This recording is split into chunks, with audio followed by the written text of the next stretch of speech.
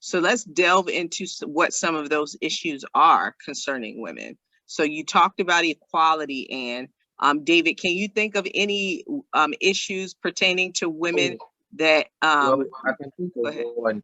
Well, education, so to say, like probably in those days, they believe that men are supposed to represent the family. That's why they take them to schools rather than women. So I think there's a divide between, yes, the education that men get and the education that women get. So I think that's one of the challenges that women face today. that's Education. that's good, because in some countries, and even countries in Africa, women don't have the right to an education, right? They are treated differently than men. And just as you said, as it pertains to the family, women pretty much are seen in the light of, okay, you're supposed to take care of the family, you're supposed to have children. Are you seeing any of those issues within your own country, or are you reading about those issues? Mm, mm. And that's for Anne Well, and David. Okay, yeah. so in Nigeria, we're seeing those issues. Fortunately, I'm in a much more privileged area in Lagos. So there's that equality or availability of opportunities for girls as well. But as a Nigerian, you would still see these other states that are not as developed struggling with these issues. So that's why you see programs from more developed states going to the less developed ones to try and encourage um, other girls. So, yes. That's Well, good. about the no education, well, I could relate this thing to the recent attacks, or how I say, attacks that we already know that happened in Nigeria. I mean, Boko Haram. Well, from what I read, they said Boko Haram means no school. So It that's why means there were incidents. So it that's why there means were no incidents. Western education. Yes, No Western yeah. education. Yeah, go ahead. That's good, And so David. that's Keep why they going. captured those Chibok girls. Like I'm not really sure about the year, sha, but that's why they captured those girls, because obviously they didn't want them to go to school. That's what is in their law. That's what is in their um I don't even know, sha. So it's what all of them believe, that the girls are not supposed to, they're not meant to go to school.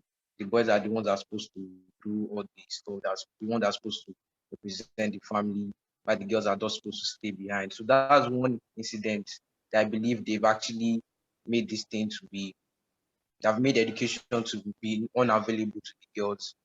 And I think, yeah, I think that's one thing I've read about, Sha. One thing I've read about.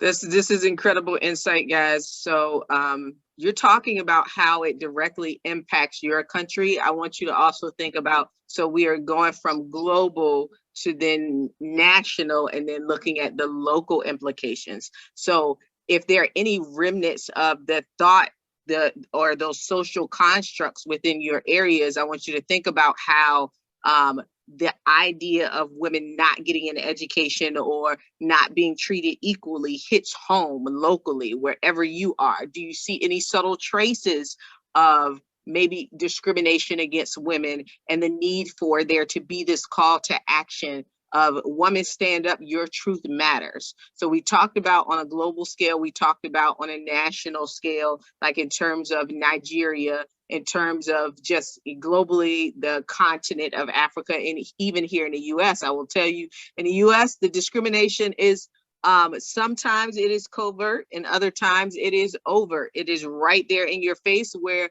a woman is not treated fairly. But then other times it is subtle. It is not said, but you can feel it. You experience it, or you might not necessarily know you're being discriminated against because you're not being paid equally, and so you don't know what everyone else is being paid.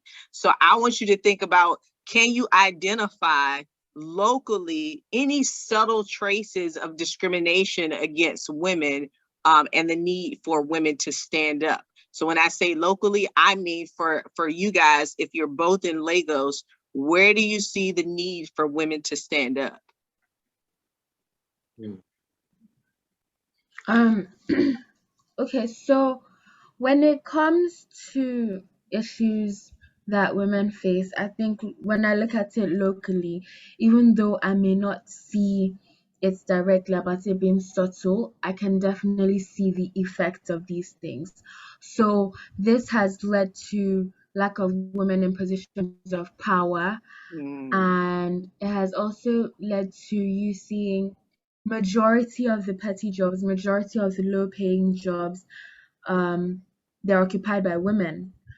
The women are not empowered, they are not given the opportunity to explore their talents and their capabilities, and they're just stuck in that poverty cycle and they're unable to break free because the system works against them. So it's very important that women stand up and speak up. It's really, really hard, especially in a community like this where it's hard for everybody and especially hard for women. So speaking up is not just enough. You also need to really work hard for it. But speaking up makes a really big difference